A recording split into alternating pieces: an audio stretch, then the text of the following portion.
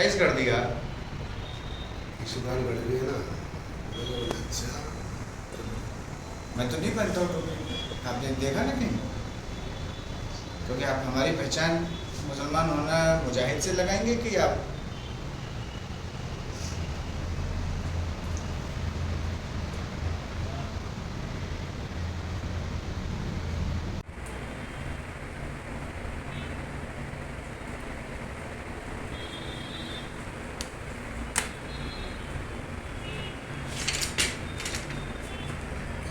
गुजरात सरकार ने जिस तरह से अल्पसंख्यक धर्मों को टारगेट करते हुए एक यूसीसी लाने की जो शुरुआत की है, इसका माइनॉरिटी कोऑर्डिनेशन कमेटी सख्त विरोध करता है। माइनॉरिटी कोऑर्डिनेशन कमेटी ये मानता है कि ये सरकार विभाजनकारी नीतियों पर आगे बढ़ रही है और संविधान को गलत ढंग से लोगों के सामने पेश कर रही है।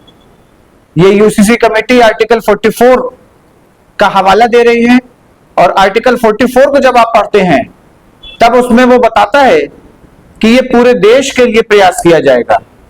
तो क्या राज्यों में होने वाले इस तरह की कोई भी प्रक्रिया संवैधानिक कही जाएगी? ये एक सवाल खड़ा करता है। दूसरा, जिस तरह से उत्तराखंड में यूसीसी लाया गया उसी तर्ज पर गुजरात में भी लाया जाएगा।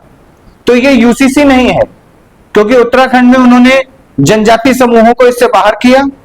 गुजरात में जनजाति समूहों की आबादी 15% से कहीं ज्यादा है।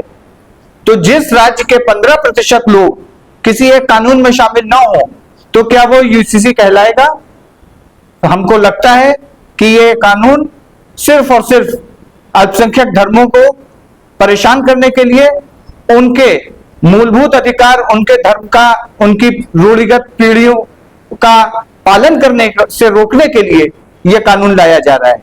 यह कानून शादी, डिवोर्स और वारिसाई में हस्तक्षेप करेगा। हम सब जानते हैं मुसलमानों के लिए कुरान सबसे आला दर्जे का डॉक्यूमेंट है, जिसके एक एक हर्फ को मानना किसी भी एक मुसलमान का फर्ज है। और उसके सूरह निसा जिसमें शादी और इससे जुड़े हुए तमाम बातें हैं, उसको यह कानून प्रभावित करेगा। यह कानून हिंदू धर्म के उस रिचुअल को मानने की बात कर रहा है कि आप एक से ज्यादा शादी नहीं कर सकते। उत्तराखंड के कानून में लिखा है कि आप 1 साल से पहले डिवोर्स नहीं ले सकते, जबकि इस्लाम में ऐसा नहीं है। इस्लाम में शादी एक कॉन्ट्रैक्ट है और कोई भी आदमी, औरत या मर्द, वो जब चाहे इस कॉन्ट्रैक्ट से अलग हो सकता है। तो आप जानबूझकर औरतों का हक छीनने के लिए, एक अगर कोई पुरुष किसी औरत को परेशान कर रहा है तो क्या 1 साल तक उस औरत को उस परेशानी में ढकेले रखा जाएगा? इस्लाम इसकी छूट देता था। और यह कानून औरतों को और परेशानी में ढकेलने के लिए एक प्रोविजन ला रहा है। इसमें लिव इन रिलेशनशिप की बात, जब सुप्रीम कोर्ट बहुत पहले से कह चुका है कि 2 बालिगों के बीच में कोई भी संबंध जायज है, उनसे पैदा होने वाले बच्चे जायज हैं, उनको उनके प्रॉपर्टी में मिलने वाला हिस्सा का तय है, तो यह कानून नया क्या करेगा? हमारे यहां पर मैरिजेस रजिस्ट्रेशन एक्ट 2006 है, तो ये यूसीसी नया मैरिज रजिस्ट्रेशन कैसे करेगा? पहले हम रजिस्ट्रार के पास जाएंगे, उसके बाद यूसीसी में रजिस्टर कराएंगे। तो आप प्रोसेस को और लंबा कर रहे हैं और खर्चीला बना रहे हैं। और ऐसे जगहों पर जहां पर लोग कम पढ़े लिखे हो, वहां पर वो लोग दंड के शिकार होंगे और उन लोगों को जेल तक की नौबत आएगी। इसी तरह से डिवोर्स को की डिक्री कोर्ट से लें और कोर्ट से लेने के बाद हम फिर से यूसीसी पर रजिस्टर कराएं। तो कुल मिला के लोगों को परेशान करना, प्रोसेस को लंबा करना, प्रोसेस को महंगा करना, इस तरह की कवायद का एक मेन मकसद है। दूसरा कि एक बड़ी आबादी को इससे बाहर रखना, ये एक साजिश है और ये समाज के बीच में विभाजन की एक और दीवार करने का एक प्रयास है। इसलिए माइनॉरिटी कोऑर्डिनेशन कमेटी पूरे गुजरात में एक अभियान के तौर पर आज हम लोग शुरू कर रहे हैं कि एक क्यूआर स्कैन कोड हमारे पीछे बैनर पर है। इस क्यूआर को आप स्कैन करें। एक मेल ड्राफ्ट है जिसकी कॉपी अभी हम आपको देंगे। इस मेल को, ये जैसे ही क्यूआर आप स्कैन करेंगे आपका मेल सीधे मेल बॉक्स पर ले जाएगा और आप अपना नाम लिखकर इसको सेंड बटन दबा देंगे, वहां चला जाएगा। और इस अभियान को जन जन तक पहुंचाने के लिए हमने एक मिस्ड कॉल के लिए नंबर दिया है 9409185104। कोई भी आदमी इस कानून के विरोध में है तो वो इस पर मिस्ड कॉल करे। हम जब ये इसकी समय सीमा समाप्त होगी तो सरकार को एक रिप्रेजेंटेशन देंगे कि इतने लाख लोगों ने इस कानून का विरोध किया है, इसलिए ये कानून नहीं लाया जाना चाहिए। और आज से हम लोग रिजेक्ट यूसीसी कैंपेन की शुरुआत कर रहे हैं। धर्म के मानने वालों के लिए उसकी जो डॉक्यूमेंट है वो सबसे आला दर्जे का होता है। जैसे मुसलमानों के लिए कुरान, तो कुरान में लिखा हुआ एक एक शब्द मुसलमान को मानना फर्ज है। तो कुरान के सूरह नसा में शादी, तलाक, वारसाई, इस सब का विस्तार से उल्लेख है कि किसको किस तरह का कैसा बिहेवियर किया जाएगा। तो जब ये कानून आएगा तो वो जो कुरान में लिखे हुआ वर्जन है उसको ना मानने के लिए आप मुसलमानों को दबाव बनाएंगे कि आप इसको मानेंगे, कुरान को मानेंगे तो हम आपके ऊपर मुकदमा दर्ज करेंगे, हम आपको क्रिमिनलाइज करेंगे, हम आपको पिनलाइज करेंगे। ये एक बहुत बड़ा फर्क आएगा। ऐसा ही दूसरे धर्मों की जो किताबें हैं, ईसाई धर्म को मानने वालों के लिए जो है उनके लिए बाइबल है, इन सारे चीजों पर एक से ज्यादा शादी होना, ये बाकायदा हमारे यहाँ पर लिखा हुआ है कि किन शर्तों पर कैसे कैसे किस नौइयत पर होगी। आप उसको मना कर रहे हैं, एक से ज्यादा नहीं होगी। ये तो हिंदू धर्म का रिचुअल है कि शादी 7 धर्मों का बंधन है।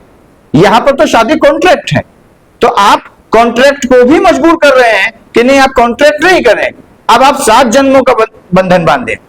तो ये आपके धर्म के मूल सिद्धांतों को पालन करने से रोकता है, जिससे उनकी धार्मिक आस्थाओं पर फर्क पड़ेगा।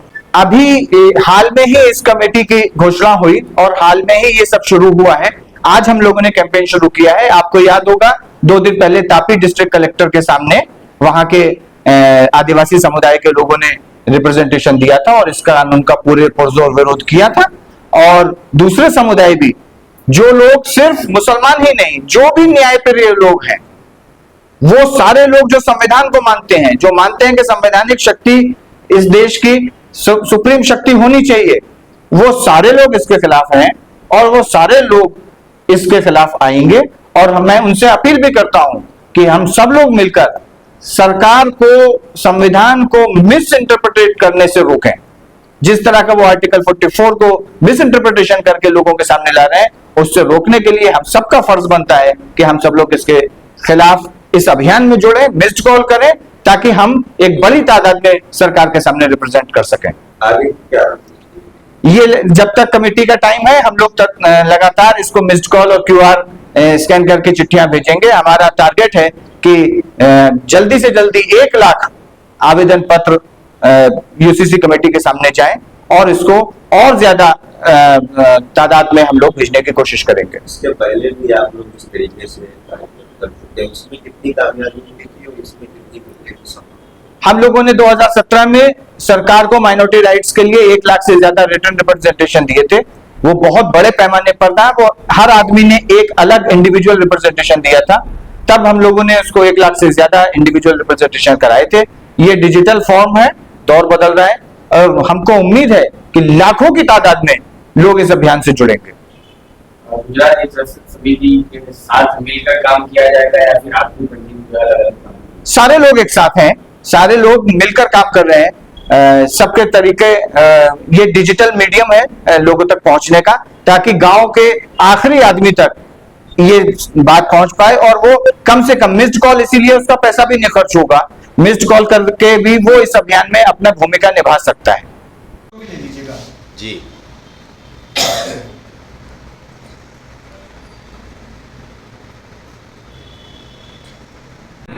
सब जिले में जी आ भी करता हूँ मैं जरा प्रेस में सब बहुत हरामुद्दौला हम लोग यूनिवर्सिटी में कहते थे।